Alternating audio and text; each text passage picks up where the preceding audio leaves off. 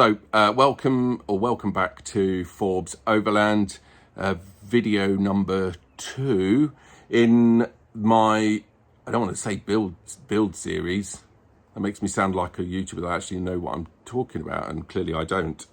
But this is the second video in the restoration of my Series 3 109 Land Rover.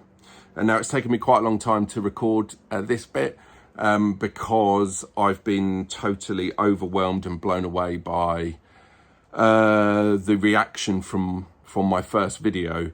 I've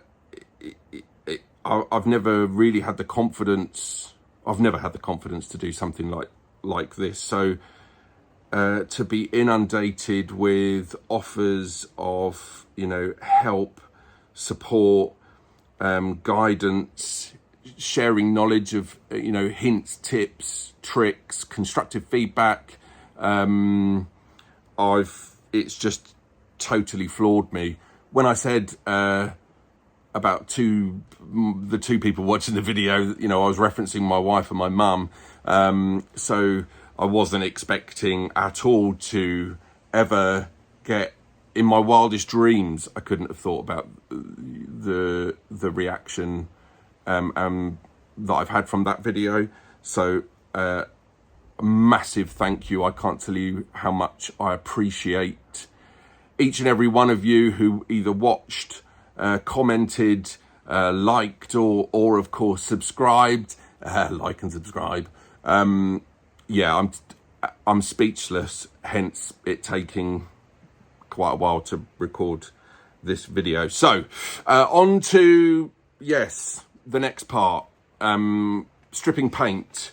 That's what we're going to do. If you missed my first video, you didn't really miss much. You missed 14 minutes of me talking utter nonsense, drivelling on about nothing really, and then attempting to put a set of alloy wheels on a SeriesLandRover, and obviously they didn't fit. So learnt something.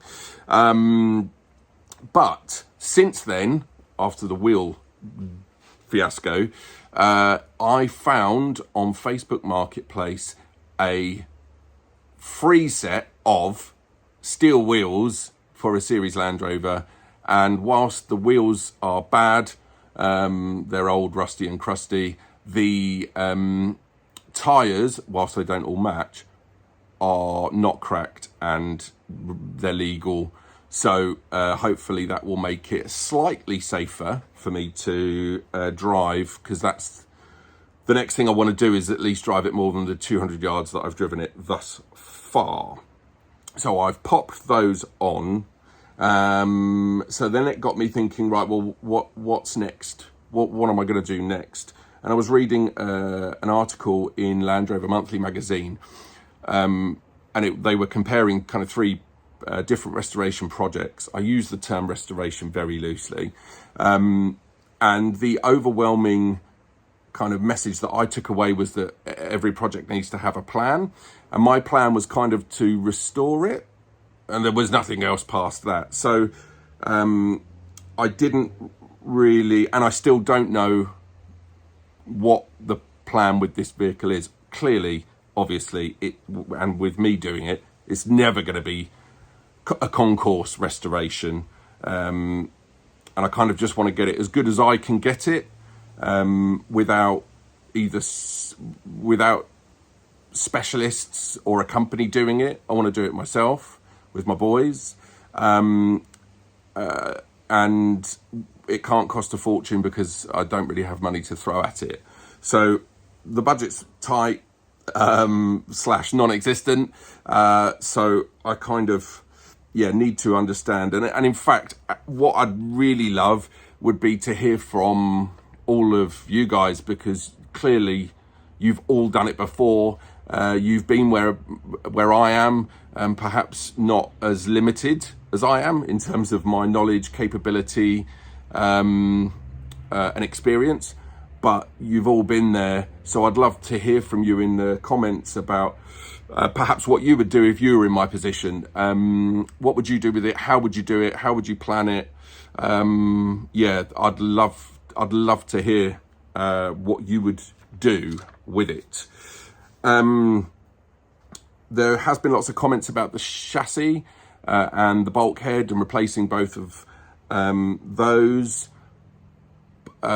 which right now, and that's why I kind of wanted to see what the bodywork would look like once I'd stripped 8 tons of black paint off it, to kind of see what I'm working with.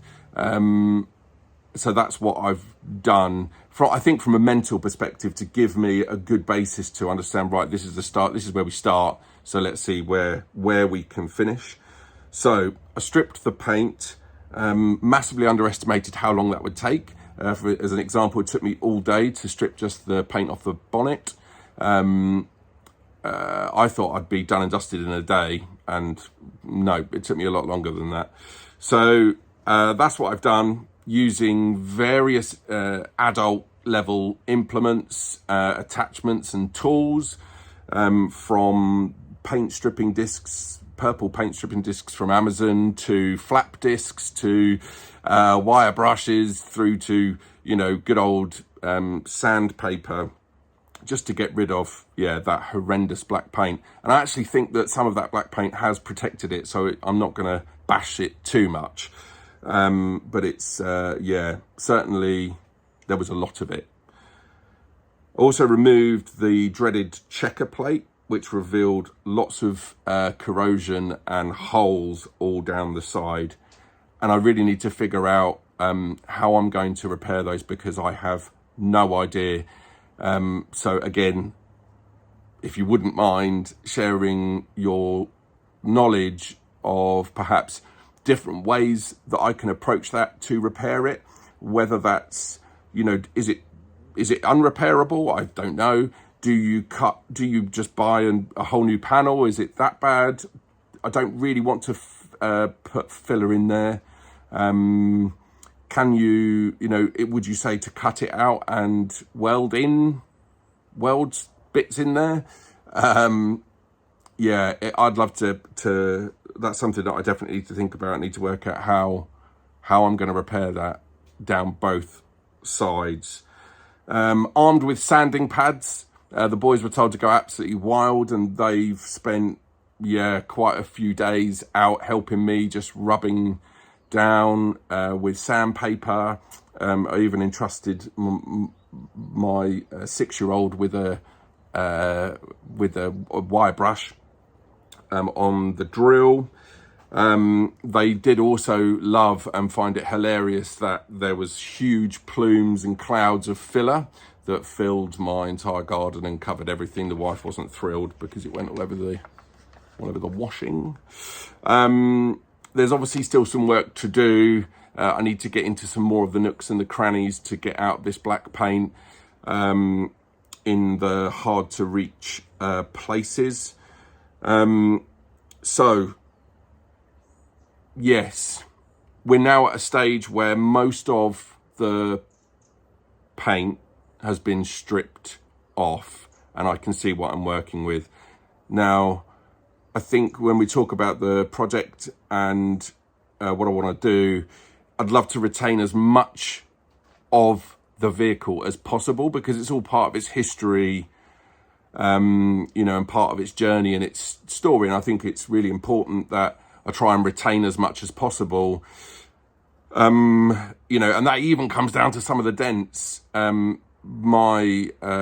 middle son, Jasper, he said to me about Mater from the Disney Pixar movie Cars, that each of their dents tell a story. Now, obviously, I don't know the story to these dents that I've found, but I think it's kind of important that I try and keep some of them in there. I think the holes, obviously, they've got to go, but some of the dents, I'm thinking, well, it's part of the car and it's part of the car's history, so I don't really want to kind of strip it of that. So what would you guys do with that? There is some incredible bodging that I've seen underneath the huge amounts of filler. There are some big holes, one in particular on the driver's side front wing. They've covered a hole with actually a piece of metal which has been screwed into the wing. So what's the next step? well, I'm desperate to take it for a drive longer than the 200 yards that I've driven it, just so I can get an understanding and a feel now of I guess what it's like to drive from that perspective, so I can start to understand the car even more, and understand what I need to do to improve it if I can. But yes, so that's where we are. I think the next video, what I'll do is I will pop the number plates on, kind of put the lights back in it, and then take it for a bit of a spin and see where we are. So if that sounds like your kind of thing, then yeah, like and subscribe.